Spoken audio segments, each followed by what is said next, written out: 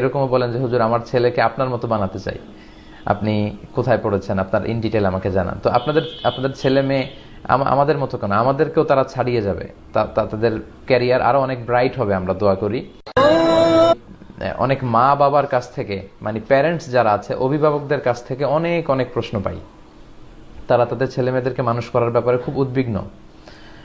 ওনারা আবেগ ঘন অনেক মেসেজ আমাকে দেন এবং বলেন যে হুজুর আমার ছেলেকে আমি কিভাবে মানুষ করব, কোথায় পড়াবো। অনেকে এরকমও বলেন যে হুজুর আমার ছেলেকে আপনার মতো বানাতে চাই, আপনি কোথায় পড়েছেন, আপনার ইন ডিটেল আমাকে জানান। তো আপনাদের ছেলে মেয়ে আমাদের মতো কেন, আমাদেরকেও তারা ছাড়িয়ে যাবে, তাদের ক্যারিয়ার আরো অনেক ব্রাইট হবে, আমরা দোয়া করি।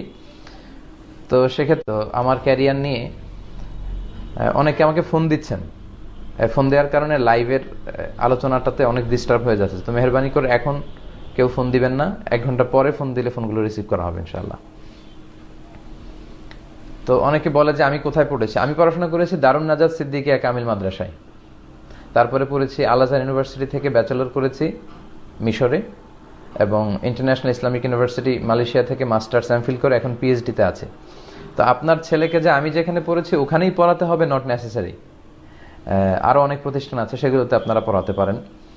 ছেলে মেয়েদেরকে কোথায় দিতে হবে জিজ্ঞেস করলে আমি সাধারণত দারুন নাজাতের কথা বলি, তামিরুল মিল্লাতের কথা বলি, টঙ্গী শাখা, মীর হাজারিবাগ শাখা, কিংবা জামিয়া কাসিমিয়া নরসিংদীতে যে মাদ্রাসাটি আছে সেটির কথা বলি।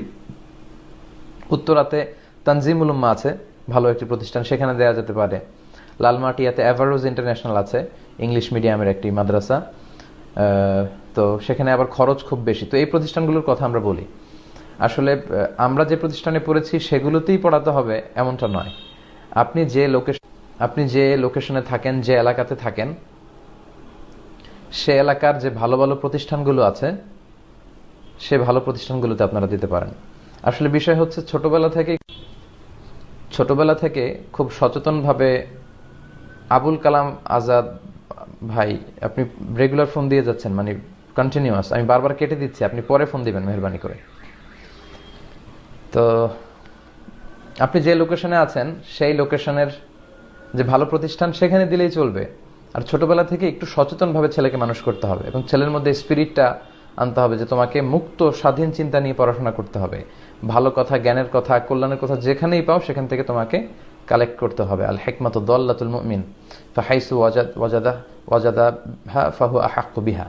তো যেখানেই মানুষ হিকমা, কল্যাণ, উইজডমের, জ্ঞানের কথা পাবে সেখান থেকে মানুষ গ্রহণ করবে।